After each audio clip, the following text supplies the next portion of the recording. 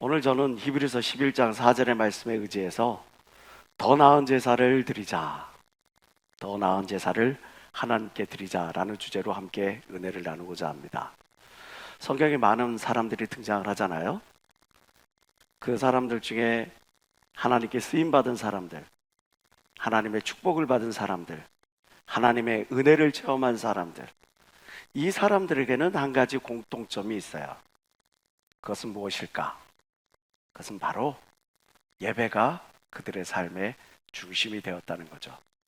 대표적인 인물로 아브라함을 들 수가 있겠죠. 아브라함은 믿음의 조상으로 하나님께 부름을 받고 축복을 받고, 그런데 그의 삶을 가만히 살펴볼 것 같으면 어디를 향하든지 행하기 전에 하나님께 예배를 드리고, 그리고 도착해서도 예배를 드리는 그런 모습을 볼 수 있습니다. 그의 아들 이삭 또한 아버지 아브라함과 동일하게 어디를 가든 예배를 중심으로 하는 그런 모습들을 살펴볼 수가 있어요. 아브라함과 이삭뿐만 아니라 하나님의 축복과 은혜와 능력과 쓰임을 받았던 대부분의 사람들이 바로 그랬습니다. 모세도 성막을 중심으로 이스라엘 백성들을 움직여가게 했고요. 다윗 또한 그러합니다. 성경에 나와 있는 다윗의 고백을 한번 볼까요? 시편 27편 4절의 말씀입니다. 내가 여호와께 청하였던 한 가지 일, 하나님께 간절히 바랐던 한 가지 일이 무엇이었는가? 다윗이 하나님께 간절히 바랐던 한 가지 일, 나에게 부귀를 주시옵소서, 나의 대적을 멸망케 하시옵소서, 내가 건강하게 하시고 내가 장수하게 하시옵소서. 다윗이 하나님께 청하였던 그 한 가지 일, 곧 그것을 구하리니 곧 나로 내 생전에 여호와의 집에 거하여 여호와의 아름다움을 앙망하며 그 전에서 사모하게 하실 것이라. 다윗이 그의 인생을 통해서 간절히 기도해 왔던 것, 그것은 바로 하나님 앞에 예배하는 삶이 얼마나 중요하다는 것을 알고 있기 때문에 온전히 내가 하나님의 전에 거하며 하나님과 예배할 수 있도록 하옵소서. 우리가 잘 아는 다니엘과 그 세 친구들의 사연들 알죠? 그들은 사자굴 속에 들어가서도, 또 타는 풀무불 가운데서도 세상과 악한 권세와 타협치 아니하고 온전히 하나님께 예배하는 삶을 살아가기로 그들은 작정을 합니다. 그리고 그들의 삶을 통해 증명해 보입니다. 그러면 우리가 여기에서 한 가지 생각해 볼 것이 있어요. 왜 신앙의 위인들은 이렇게 예배를 중요시하게 여겼는가? 하나님 앞에 온전히 살고자 몸부림쳤던 사람들은, 하나님께 쓰임받고자 몸부림쳤던 사람들은 왜 이렇게 예배를 소중하게 생각했던가? 그들이 예배를 삶의 우선순위로 삼았던 이유는 바로 출애굽기 20장 24절의 약속의 말씀에, 그 약속의 말씀을 믿고 살아갔기 때문에 그렇습니다. 우리 다 같이 읽어봅시다. 시작. 내게 토단을 쌓고 그 위에 너의 양과 서로 너의 번제와 화목제를 내리라. 내가 무릇 내 이름을 기념하는 곳에서 너에게 강림하여 복을 주리라. 왜 믿음의 사람들은 예배를 중요시 여겼느냐? 왜 예배가 그들의 삶의 최우선순위가 되었느냐? 그것은 바로 하나님께서 예배의 자리에서 내가 너를 만나 주리라 말씀하고 있기 때문에 그렇습니다. 우리가 예배를 통해서 하나님으로 말미암아 영적 은혜를 공급받을 수가 있는 거예요. 하나님으로 말미암아 내 인생의 방향을 점검해 볼 수가 있는 거예요. 내가 하나님을 만남으로 말미암아 그 예배를 통해서 내가 진실로 하나님의 영적 군병으로 온전히 거듭나게 되는 걸 믿는 사람만 박수며 하나님께 영광 올리시기 바랍니다. 예배가 중요한 거예요. 그 무엇보다도 우리가 사수해야 될 것, 그것은 예배입니다. 예배가 흐트러진 사람이, 예배 가운데 하나님을 만나지 못하는 사람들이, 아니 예배의 자리에, 그 자리의 중요성을 망각한 사람들이 어떻게 하나님으로부터 축복을 받을 수가 있겠습니까? 제가 여러분들에게 강조하는 것이 있습니다. 하나님 나에게 복을 주시옵소서. 하나님 나를 인도해 주시옵소서. 하나님 나와 함께하여 주시옵소서 말하기 전에 왜 너여야 하는지에 대해서 그 답을 가지고 살아가라고 말입니다. 내가 왜 축복을 받아야 되는지, 왜 하나님이 나와 함께 하셔야 되는지, 하나님은 왜 나의 삶을 인도하셔야 되는지에 대한 분명한 답이 없다면, 그것을 내가 하나님 앞에 증명해 보이지 못한다면 어찌 하나님이 수없이 많은 70억 인구 가운데 나 하나를 주목해 보실 수가 있겠습니까? 우리의 삶은 증명하는 삶입니다. 내가 하나님의 자녀인지에 대한 증명, 내가 하나님의 사람인지에 대한 증명, 하나님이 축복하고자 하는 자를 위해 어떤 것들을 예비하셨는지에 대한 그 증명을 나타내 보이는 것이 바로 우리의 삶이 되어야 될 줄 믿는 사람만 박수며 하나님께 원하시기 바랍니다. 자, 그런데 사사기가 나오지요. 사사시대에 계속 반복되는 심판의 악순환, 무려 7번이나 반복해서 그들이 죄를 짓고 압제를 당하고 하나님께 간구하고 하나님의 은혜로 구원을 받고 구원받은 다음에 다시 망각하여 죄를 짓고 하는 이 죄악의 심판에 쌓인 이 곡선을 계속 보이는 이 이유가 무엇입니까? 사사시대 심판의 악순환 또한 바로 그들이 예배를 잊어버렸기 때문입니다. 신명기 29장 13절에 보면 오늘날 너를 세워 자기 백성을 삼으시고 하나님의 백성을 삼으시고 그리고 하나님께서 친히 그들의 하나님, 그들의 왕 되어 주시겠다고 약속하고 있어요. 그런데 정작 이스라엘 백성들은 이렇게 고백을 합니다. 사사기서 21장 25절, 그때의 이스라엘의 왕이 없으므로 사람이 각각 그 속에는 옳은 대로 자기 생각대로, 자기 지식대로, 자기 경험대로, 자기 판단대로 행하였더라. 왕이 없었기 때문입니까? 아니에요. 신명기 29장 13절에 약속하신 것처럼 하나님께서 너희들의 왕이 되어 주겠노로 말씀하고 있는데, 사사시대를 살펴볼 것 같으면 그 400년이 넘는 기간 동안에 단 한 번도 함께 모여 예배한 기록이 없어요. 사사시대 이 심판의 악순환이 끊어지지 않는 가장 큰 이유가 하나님께 참된 예배를 드리지 못하고 있기 때문에 그래요. 오늘 우리가 본문으로 삼고 있는 내용, 그 배경이 되는 창세기 4장의 내용도 우리가 알고 있다시피 바로 예배로부터 시작된 인류 최초의 살인사건을 담고 있죠. 가인과 아벨이 하나님께 추수감사 예배를 드립니다. 그런데 하나님께서 가인의 예배는 받지 아니하시고 아벨의 예배는 받으셨어요. 이것들에 대해서 많은 학자들은 이런 이야기 저런 이야기를 합니다. 그러나 오늘 성경 본문은 우리에게 분명하게 이야기를 해주고 있죠. 왜 하나님은 가인의 예배를 받지 아니하시고 아벨의 예배를 받았는가? 오늘 본문 말씀입니다. 믿음으로 아벨은 가인보다 더 나은 제사를 하나님께 드렸다. 하나님께서 가인의 제사를 받지 아니하시고 아벨의 제사를 받은 그 이유는 단순해요. 믿음으로 하나님께 드렸던 거예요. 계속 살펴볼까요? 그가 죽었으나 그 믿음으로써 지금도 말하노라. 아벨은 죽었지만 그의 형에 의해서 안타깝게 처참히 도륙당했지만 그러나 그의 믿음으로써 그의 모든 행위가 증명한다. 그럼 우리는 여기서 분명히 짚고 넘어가야 합니다. 내가 지금 예배하는 이 자리, 하나님이 차지하신 걸 믿는 사람만 아멘 하시기 바라요.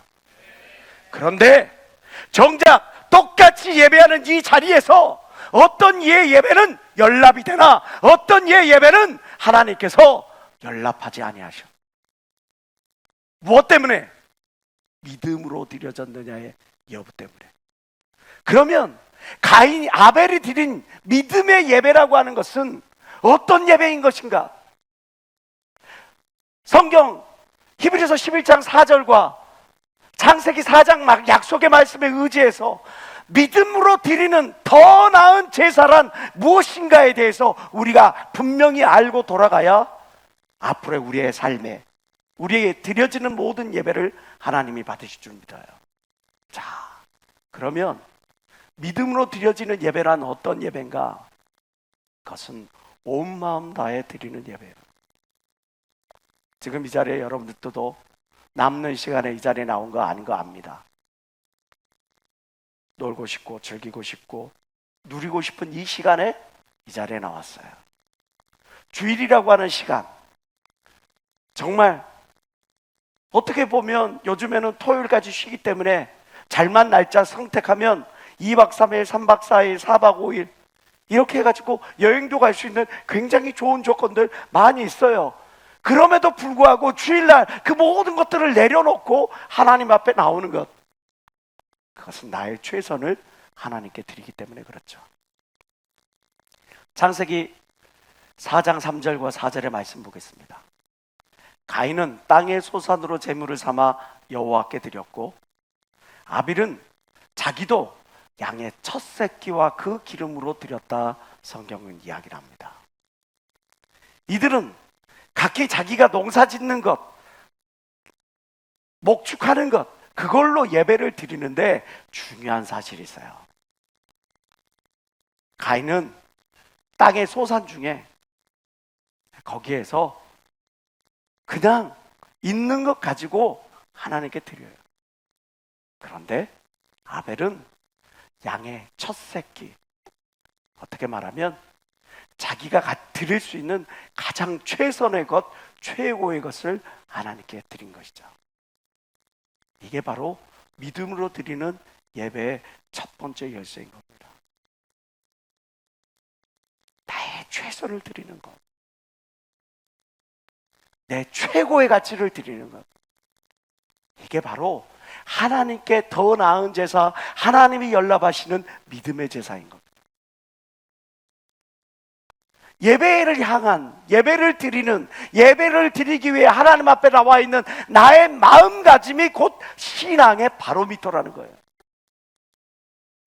예배를 드리는데 그냥 형식적으로 예배 시간이니까, 아니면 누구를 만날 요량으로, 심지어 어떤 사람은 연회당이라고 이야기를 해요. 교회에 와서 누구를 만날 생각으로 나오는 그런 사람들도 있어요. 어떤 분들은 저한테 대놓고 요구를 합니다. 자만색 식감 없어요? 우리 아들 좀 보내려고 하는데. 좀 듬직한 형제 없어요? 우리 딸 좀 보내려고 하는데. 예배를 드리러 가는 마음가짐 자체가 내가 하나님을 만나기를 원하는지, 하나님을 만나서 내 삶의 모든 문제에 어떤 해결의 열쇠를 받기를 원하는지, 내 인생이 지금 제대로 걸어가고 있는지에 대한 그 방향을 확인하기를 원하는지, 하나님의 말씀으로 인해서 내가 더욱더 하나님의 군병답게 변화되길 원하는지, 그런 마음가짐이 없이 형식적으로 어쩔 수 없이, 아니면 다른 어떤 생각을 품고 나와 있다면 그의 예배가 과연 하나님께 연락될 수 있을 것인가? 사도행전 20장에 보면 한 사건이 드러나죠. 사도 바울이 1차, 2차 전도여행을 마치고 3차로 전도여행을 다시 크게 한 바퀴를 돕니다. 그러다가 드로아라고 하는 교회에 들어가서 거기서 설교를 한참 진행하고 있었을 당시입니다. 20장 9절입니다. 유두고라 하는 청년이 창에 걸터 앉아 있다가 깊이 졸더니 바울이 강론하기를 더 오래 하매 졸음을 이기지 못하여 3층에서 떨어지거늘 일으켜보니 죽었는지라. 나중에 말씀 쭉 살펴보면 사도 바울이 그를 기도해서 살리는 장면이 나오죠. 자, 여기에 교훈, 유씨는 사귀지 말아야 된다. 교훈일까요? 여기에 교훈, 설교 시간에 졸다가 못 꺾여 뒤지는 수가 있다, 뭐 이런 걸까요? 중요한 것은 유두고가 지금 어떤 자세로 하나님 앞에 나오고 어떤 자세로 말씀을 듣고 있느냐예요. 유두고라는 청년이 창에 걸터 앉아 있다가 깊이 졸더니, 남들은 다 예배에 집중하고 있는 상태, 어떻게든 한 말씀 더 듣고 어떻게 하면 하나님의 능력과 은혜를 체험해 보려고 집중하고 있는 그 동안에 그는 관망하는 자세로 창틀에 걸쳐 있는 거예요. 혹시 지금 이 자리에도 그런 자세로 나와 있는 사람이 있습니까? 적당히 신앙생활하고 대충 신앙생활하고 그 결과가 결국 떨어져 목이 꺾여 죽는 겁니다. 우리 인생은 여러 다양한 갈림길이 우리 앞에 놓여 있죠. 이 다양한 갈림길 앞에 요한계시록 3장 16절은 우리에게 이렇게 이야기를 합니다. 라오디게아 교회를 향해 너희는 차든지 더없든지 하라. 그렇지 않으면 내가 내 입에서 너를 토하여 내치리라. 하나님 앞에서 분명하게, 사람들 앞에서 분명하게, 너의 인생길에 분명하게 너의 주장과 견해를 밝히라고 이야기를 하는 거죠. 그림에서 보다시피 물과 그림이 섞입니까? 결코 섞일 수가 없습니다. 그러면 빛과 어둠이 섞입니까? 섞일 수가 없습니다. 그러면 죄악의 마음과 하나님의 마음이, 말씀이 섞일 수가 있습니까? 그런데 우리의 마음 속에는 끊임없이 그게 나와요. 오라 공고하도다. 내 영으로는 하나님을 따르려고 해. 하나님의 말씀을 따르려고 해. 그런데 내 마음속에는 쉼없이 죄악의, 탐욕의, 어두움의, 정욕의 생각이 개가 그 물새 그 샘솟듯이 솟아나. 어떻게 해야 되냐? 이거를 극복하고 이거를 이겨낼 수 있게 하나님의 영적인 은혜를, 양식을 공급받는 것이 바로 은혜인 줄 믿습니다. 우린 이걸 선택해야 돼요. 이것도 저것도 다 우리가 함께 할 수는 없습니다. 죄악이 주는 달콤한 향락도, 하나님의 말씀을 따르는 것도 우리가 이 모든 것들을 다 할 수 없어. 술 마시고 간음하고 어둠의 일에 참여하면서 하나님의 약속의 말씀을 따를 수가 있습니까? 그럴 수가 없어요. 죄악에 어울려가면서 사람의 뒷담화 하면서, 그러면서 내가 내 입술을 가지고 하나님을 온전히 찬양하고 하나님의 말씀, 하나님의 살아계심을 증거할 수 있습니까? 그럴 수 없어요. 내 인생의 갈림길에 나는 그 어느 하나를 선택해야 돼. 이것도 저것도 아니에요. 이거냐 저거냐의 문제예요. 그래서 우리가 믿음으로 하나님께 온전히 예배하기 위해서는 선택에 강해져야 돼요. 어떤 순간에도 내가 약속의 말씀을 지키리라. 내가 어떤 순간에도 하나님을 참 예배하리라. 내가 어떤 자리에서도 내가 부끄러움 없이 행동하리라. 여호수아서 24장 15절에 여호수아는 그의 인생 마지막 순간 이스라엘 백성들에게 유언의 말씀을 남깁니다. 너희는 바알이냐 여호와냐 둘 중 하나를 선택해라. 너희는 선택하라. 그러나 오직 나와 내 집은 여호와를 섬기겠노라. 역대하 16장 9절은 이렇게 말씀하고 있죠. 여호와의 눈은 온 땅을 두루 감찰하사 전심으로 자기를 향하는 자를 위하여 능력을 베푸시나니. 하나님은 지금 이 시간에도 저와 여러분들을 감찰하셔서 이가 참으로 예배하는지, 최선을 다해 예배하는지, 최선을 가지고 하나님 앞에 나오는지, 진심으로 하나님 앞에 나오는지를 살피시고 그러하는 자에게 능력과 은혜와 공의를 베풀어 주실 걸 믿는 사람만 박수며 하나님께 영광 돌리시기 바랍니다. 하나님, 저는 그러한 자가 되고 싶어요. 하나님께 발견된 자가 되고 싶어요. 하나님께 대한 열심히 특심인 자가 되기를 원해요. 하나님께 온전히 쓰임받는 도구가 되어지기를 원해요. 요한복음 4장 23절은 이렇게 이야기를 하죠. 아버지께 참으로 예배하는 자는 신령과 진정으로 예배할 때가 오니 곧 이때라. 아버지께서는 이렇게 신령과 진정으로 예배하는 자를 찾으시느니라. 하나님, 나에게 복을 주시옵소서, 능력 주시옵소서, 함께해 주시옵소서. 그것을 하나님 앞에 부르짖기보다 내가 정말 하나님께 받을 그릇이 준비되어 있는지, 자격이 되어 있는지를 생각해 볼 줄 아는 저와 여러분들 되시길 주의 이름으로 축원합니다. 믿음으로 예배하는다. 하나님께 드려지는 더 나은 제사, 그것은 바로 온 마음 다해 하나님께 최선의 것을 드리는 예배를 말합니다. 또 하나, 하나님이 받으시는 예배, 믿음의 예배는 어떤 예배입니까? 나의 삶으로 드리는 예배. 창세기 4장 4절 볼까요? 다 같이 읽어봅시다. 시작. 아벨은 자기도 양의 첫 새끼와 그 기름으로 드렸더니 여호와께서 아벨과 그 제물은 열납하셨습니다. 중요한 게 여기 있어요. 아벨이 자기의 최선의 것을, 양의 첫 새끼를 가지고 하나님께 예배를 드리는데, 제사를 드리는데, 하나님이 그 제물을 받으셨죠? 제물만 받으셨나요? 아벨도 받으셨어요. 여호와께서 아벨과 그 제물은 열납하셨어요.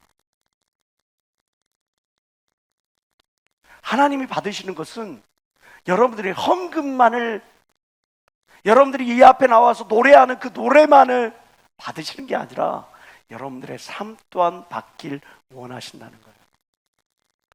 고린도전서 5장 17절은 이렇게 이야기합니다. 그런즉 누구든지 그리스도 안에 있으면 새로운 피조물이라. 이전 것은 지나갔으니 보라, 새 것이 되었도다. 예수 그리스도 안에서 우리는 새 것이 된 줄 믿습니다. 새 피조물이 된 줄 믿습니다. 새로운이라고 하는, 카이노스라고 하는 이 말은 굉장히 중요한 거예요. 이전 것은 지나갔으니, 그래, 2023년 8월 며칠까지 너는 죄인, 그러나 이제부터 너는 새 것. 시간의 개념이 아니에요. 새로운이라고 하는 이 말, 카이노스란 말은 시간의 개념이 아니라 본질의 개념이에요. 이전에는 넌 죄인이었으나 너는 이런 개념이 아니라 너는 이제 완전히 너의 본성 자체가 하나님의 자녀로 바뀌었어. 그를 시인하라는 거예요. 무엇을 통해? 삶을 통해. 넌 하나님의 자녀가 됐어. 근데 왜 아직도 죄에 끌려가? 넌 하나님의 자녀가 됐어. 그런데 너는 아직도 왜 탐심을 절제하지 못해? 정욕을 조치하지 못해? 너는 하나님의 자녀가 되었어. 그런데 너는 아직도 어떻게 성령의 인도하심을 따라가는 것이 아니라 정욕대로 따라가?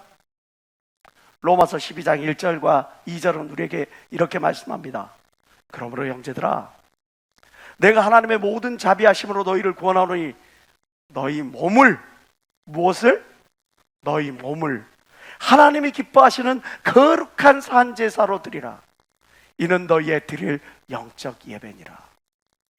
너희는 이 세대를 본받지 말고 오직 마음을 새롭게 함으로 변화를 받아 하나님의 선하시고 기뻐하시고 온전하신 뜻이 무엇인지를 분별하도록 하라.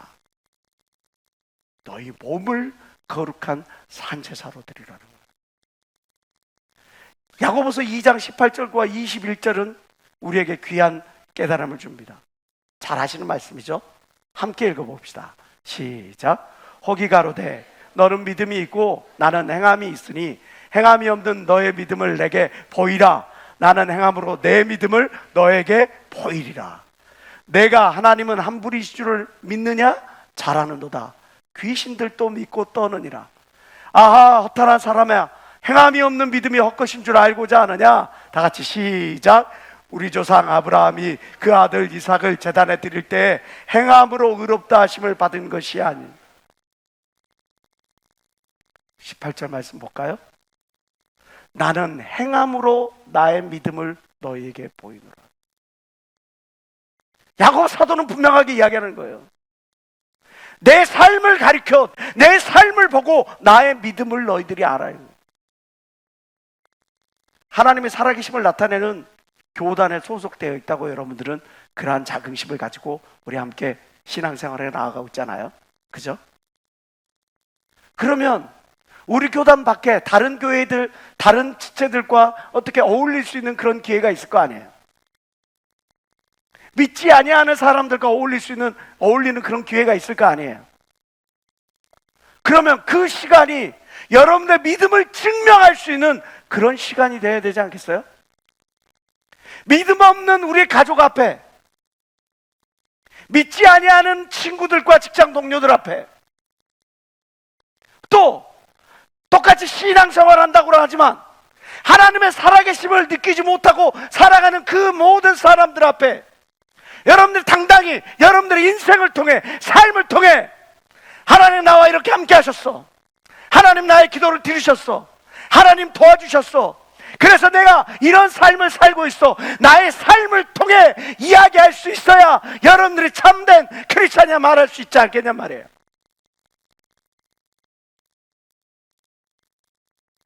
그런데 죄의 현장 앞에서는 부끄러워 모자를 푹 깊숙이 쓰고, 그리고 어둠 속에서 함께 즐기고 누리고, 그의 삶이 하나님께 과연 연락될 것이냐. 예배드리는 이 시간만 하나님이 예배드리고 받으시고 나의 삶은 받지 아니하시는 것은 아닐까. 신앙 따로 인생 따로, 믿음 따로 인생 따로, 예배 따로 인생 따로, 그냥 가짜예요. 여러분의 삶이 여러분들의 믿음입니다. 여러분들의 삶이 여러분의 예배입니다. 나의 삶이 하나님께 연락되어질 수 있기를 주의 이름으로 축원합니다. 그래서 다윗은 이렇게 고백하죠.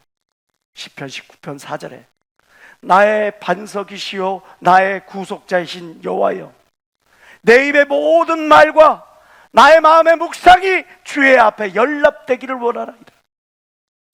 다윗은 그의 일생의 평생의 소원이 하나님의 장막에 거하여 하나님을 영화롭게 하는 것이었어. 그래서 그가 이렇게 또한 고백을 하는 겁니다. 내 모든 말과 내 마음의 묵상, 생각까지라도 하나님께 연락될 수 있게 해주시오.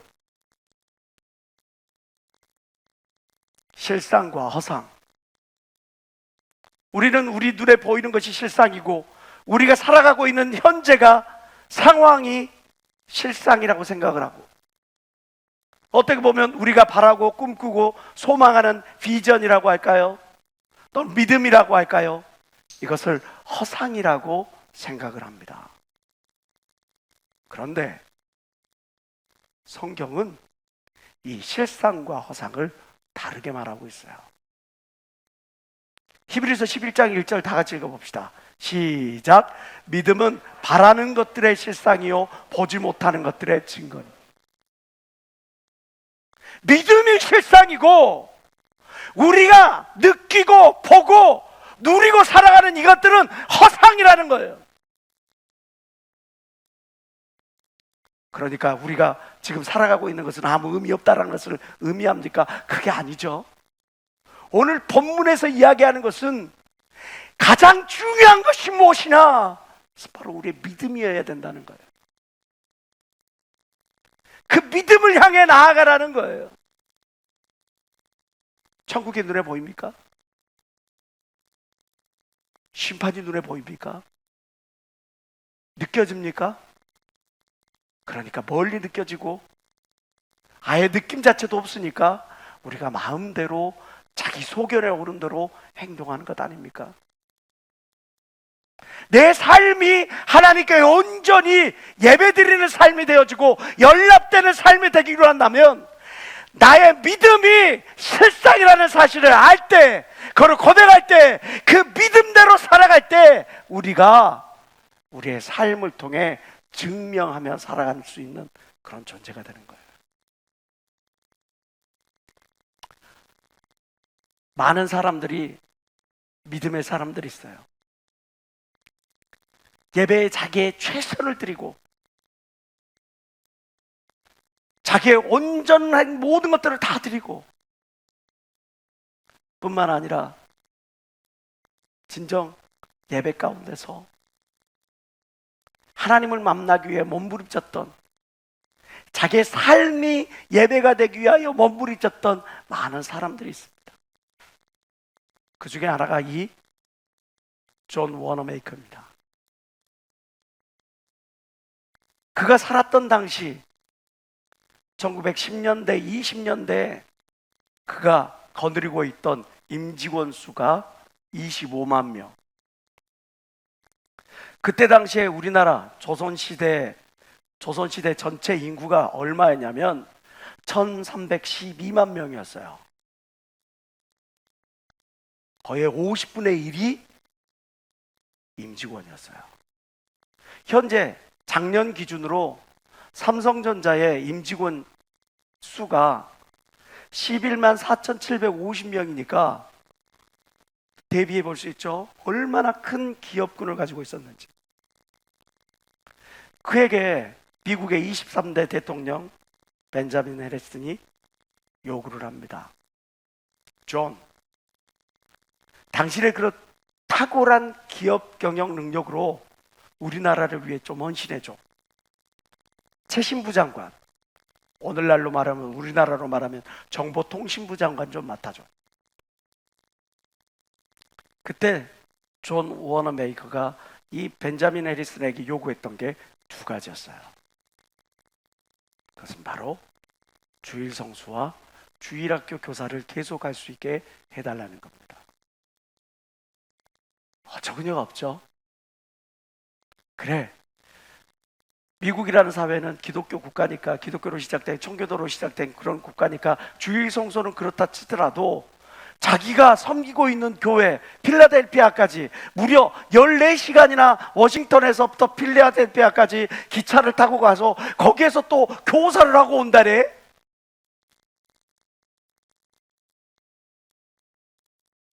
대통령은 허가했지만 여론은 만만치 않았어요. 사람들이 물어봅니다. 인터뷰합니다. 당신에게 그 주일학교가 그렇게 소중합니까? 예, 소중합니다.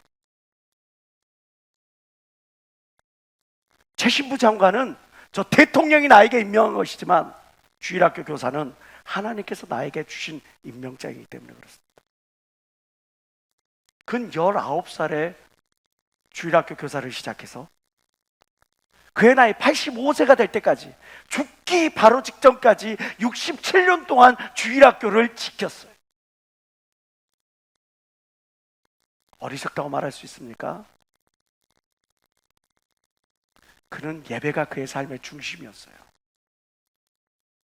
예배에 자기의 최선을 다했어요. 그리고 자기 삶을 통해 예배가 얼마나 중요하다는 것을 증명해 보였어요. 이러한 인물이 또 하나 있죠. 존 워너메이커의 3T에 대해서, 3T에 대해서 먼저 한번 생각을 해볼게요. 그가 3가지 생활 신조를 가지고 살아갔다 그래요. 그가 생각했던 3가지 생활 신조는 무엇이냐? 그래서 바로 think, try, trust in God. 이게 정말 하나님이 기뻐하시는 건가? 하나님의 말씀이 따르는 것인가? 나의 경험과 나의 욕망을 따르는 것인가 생각해보라. 그리고 거기에 예스라고 하는 확신이 들면 실천을 옮기는 거예요. 두말 안 하고 하나님의 말씀을 따르는 거예요. 되든 안 되든, 할 수 있든 못하든, 그거는 다 그 미지의 일이야, 미래의 일이야. 일단 나는 실천하는 거야. 하나님의 말씀이면.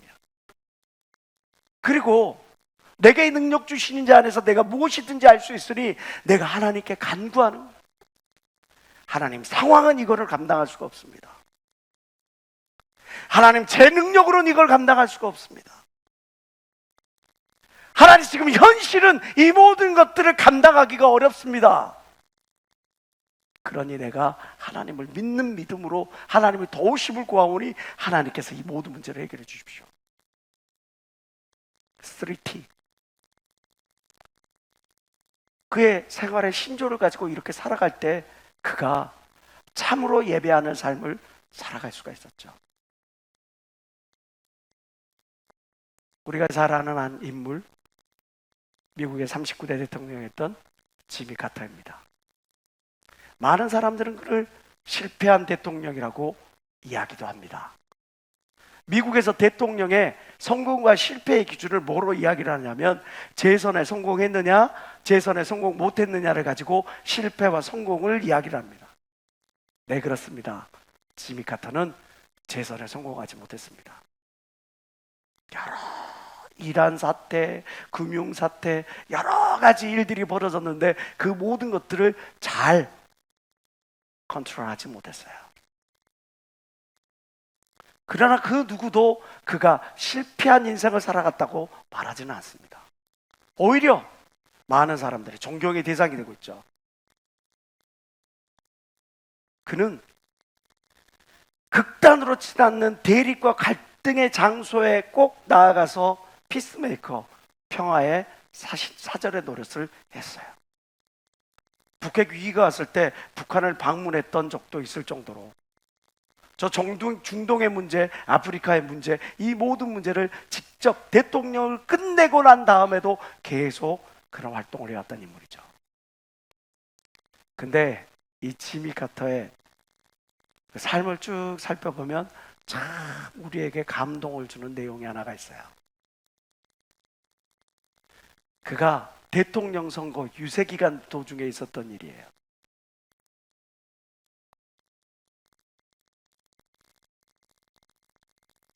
주일이 되면 자기의 고향으로 가서 20여 명 남짓 때는 자기가 맡은 반 학생들을 가르치는 겁니다. 그가 외국을 순방하면 그 순방하는 나라의 교회에 가서 거기에서 학생들에게 하나님의 살아계심을 증거합니다. 우리나라에서도 동일하게 했습니다. 사람들이 물었습니다.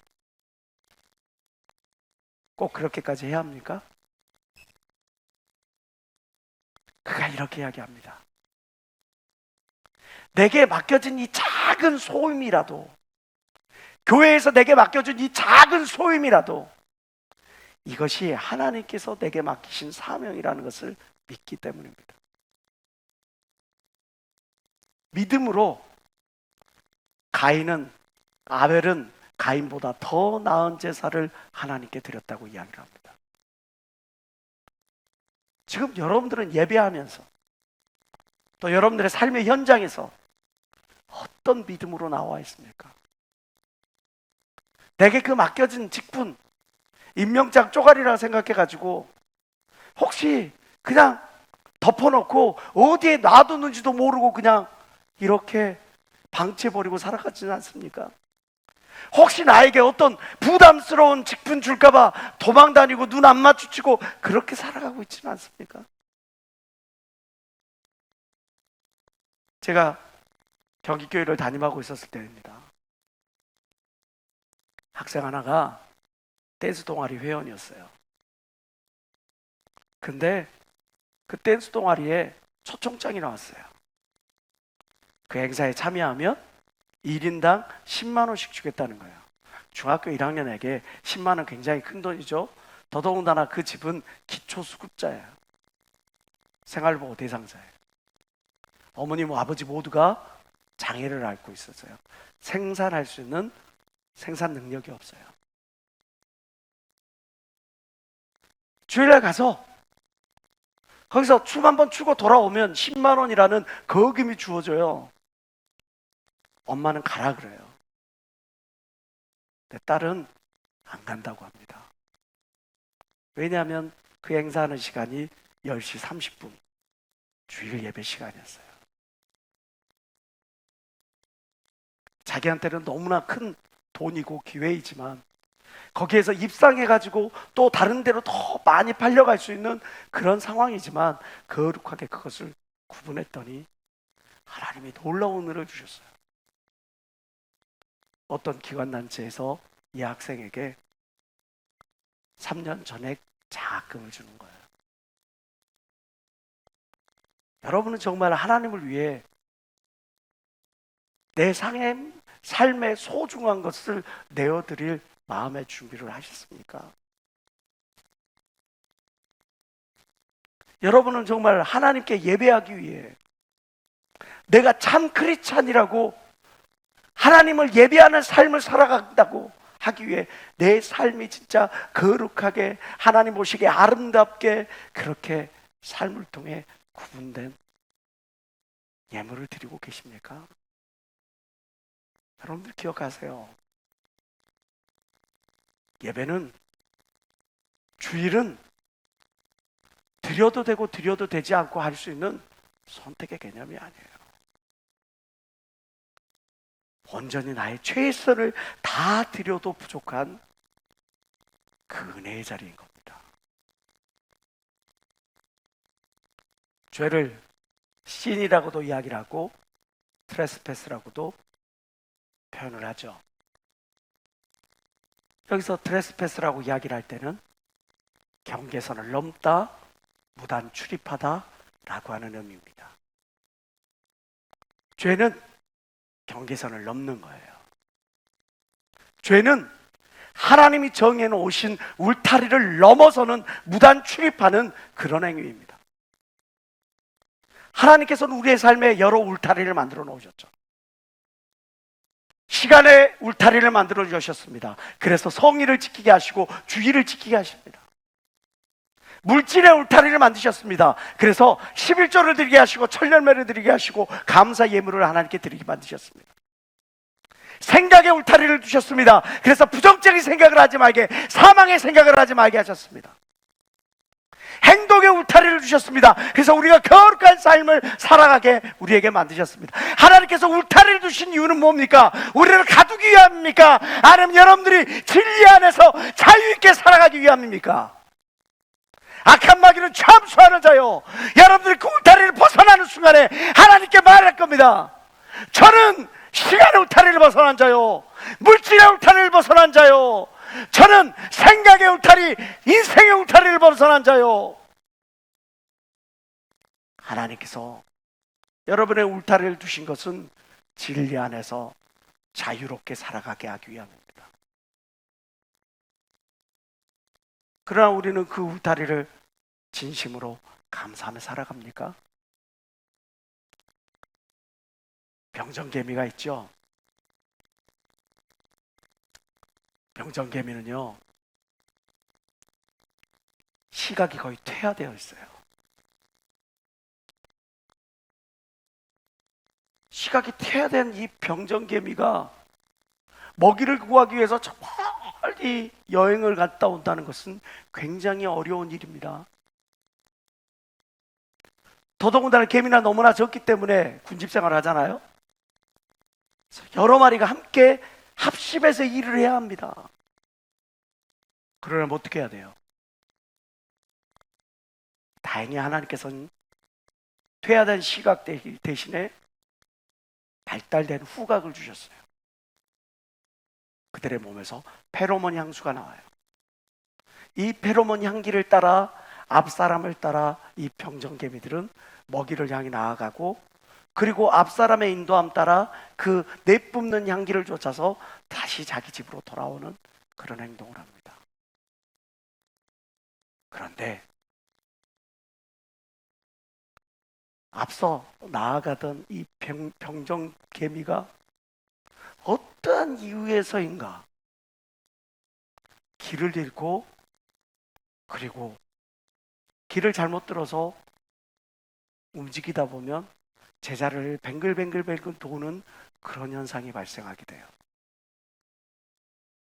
그것을 바로 엔트밀이라고 합니다. 이것을 죽음의 소용돌이라고도 이야기하죠. 죽음의 행렬이라고도 이야기를 합니다. 페로몬을 내뿜는 앞서 나아가는 이 개미, 병정개미의 뒤를 따라 아무 생각 없이 계속 앞으로 나가고 계속 돌다가 개미는 진이 빠져 죽고 배고파져 죽고, 그렇게 죽음에 이를 때까지 이들은 이 소용돌이를 벗어나지 못한다고 해요. 내가 지금 인생의 방향을, 인생의 시간을, 나에게 주어진 모든 기회를 엉뚱한데 소진하고 있는데도 불구하고 그것을 깨닫지 못하고 나아가기에만 급급하다면 내가 지금 엔트밀을 경험하고 있는 저 병정개미와 다를 게 뭐가 있겠습니까? 나는 예배하는 삶입니다. 나는 하나님께 거룩한 삶을 살아가고 있습니다. 나는 최선 다하고 있습니다. 충성하고 있습니다. 그것이 하나님이 우리에게 말씀하시는 그 약속의 말씀에 의한 것이 아니라 내 소견에 옳은 대로 행하는 것이라면 그게 여러분들에게 무엇이 유익이 있겠습니까? 매번 예배하러 나오는 여러분들의 모습 복되고 아름답습니다. 주의를 지키는 여러분들의 모습 복되고 아름답습니다. 그런데 거기서 하나님과 만남이 이루어지지 않는다면,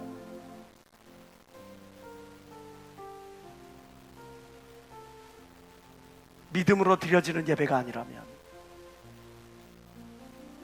더 나은 제사가 되지 않는다면 그것이 무엇이 여러분들의 인생에 유익이 있겠습니까?